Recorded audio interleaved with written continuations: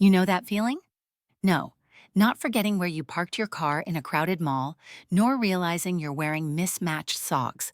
It's that feeling of silence, not the Zen silence of meditation, but the deafening silence that settles when you're stuck in a conversation with someone you have absolutely nothing in common with. Like not even the wall color. Your brain goes into panic mode, the rusty gears of your mind desperately spinning, trying to find any crumb of a topic to fill the void, and every second stretches, distorts, transforms into an eternity of pure awkwardness. I, who consider myself a master of digression and internal monologue, have found myself held hostage by these sticky webs of silence, where the only way out seemed to be faking a faint or perhaps a sudden attack of amnesia. It's as if the universe, in its infinite sadistic wisdom, conspired to put us in situations where our social skills are tested to the limit, and all we wanted was, I don't know, to be home watching a documentary about the secret life of unicorns. But what if I told you there's a survival guide? Not a scout manual with knots and campfires, but a practical guide to navigating these turbulent waters with a minimum of dignity. Because let's be honest, awkward conversations are like bills and Mondays, inevitable. But we can learn not to drown in them. And that's exactly what we're going to do today. Get ready to unlock the secrets of how to turn embarrassment into an Oscar worthy performance, or at least into something that doesn't make you want to move to another country. Have you ever noticed how some people seem to have a superpower for avoiding these moments? They glide through social interactions as if they had an invisible force field against other people's boredom. I used to think they were born with an extra social chip, while I got the beta version, full of bugs. But the truth is, it's not magic, it's strategy. And like any good strategy, it can be learned.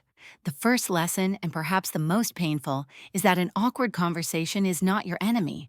It is, in fact, an opportunity. Yes, I know. It sounds like quantum coaching talk, but hear me out. It's a moment when social masks fall, where formality disintegrates, and where, with a little luck and the right maneuver, you can even create a genuine connection. Or at worst, have a hilarious story to tell at the bar with friends. The secret is not to fight the silence, but to invite it for tea. Let it breathe. Sometimes the eagerness to fill every millisecond with words is what leads us to say things we don't even understand. I've caught myself describing the texture of my cheese bread just to break the ice. I don't recommend it, unless your cheese bread is a historical artifact. So, the first step is breathe. Let the silence do its show. And while it performs, observe. Observe the person in front of you. Is there any detail in the environment that can serve as a springboard for the next sentence? I call this the social detective mode, Sherlock Holmes' awkwardness version. It's like you're looking for clues, for small fragments of life that can be transformed into a bridge to salvation.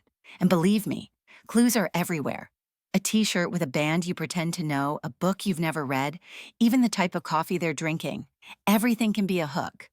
But what if there are no clues? What if the person is as awkward as you are, staring at their own shoe as if it were the eighth wonder of the world? That's where the art of the open-ended question comes in. Not questions that can be answered with a monosyllable like yes or no. Those are deadly traps that drag you back into the abyss of silence in a blink of an eye. Think of questions that require a more elaborate answer, that invite the person to vent a little about their own existence. What brought you to this social purgatory today is a classic. Or if you're feeling like a true social ninja, what's the weirdest thing you saw today? That usually gets a laugh and effectively breaks the ice. Another powerful technique is shared observation. Comment on something you're both experiencing at the moment. This line is longer than my aunt's ex-boyfriend list, isn't it? Or, it's hellishly hot in here, isn't it? These are simple phrases, but they create a sense of complicity. It's like saying, hey, we're in this together, suffering or enjoying the same misery. And from there, the conversation can flow into something more substantial. But what to do when the conversation starts to go downhill? Use the elegant exit. It's not running away, it's redirecting. It's like a chess master moving a piece to open up new possibilities. You can say, speaking of which, I remembered something that happened, and introduce a new topic. Or if the situation is truly unbearable, use the tactic of, I need to grab a drink, or I'm going to the bathroom. It's a classic, but it works. No one will judge you for needing a strategic break to recalibrate your social aura. And what if the person won't stop talking, even when you've given all the signs that the conversation has ended?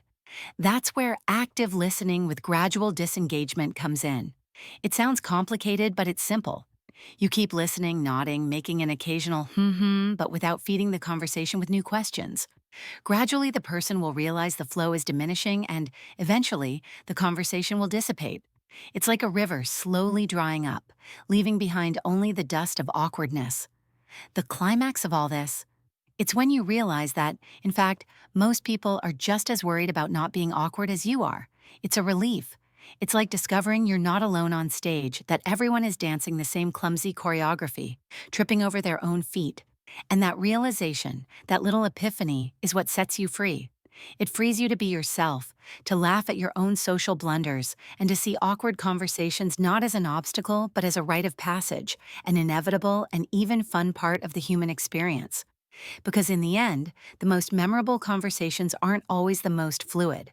Sometimes, they're the ones that started with an uncomfortable silence and ended with a genuine laugh. And that's what matters.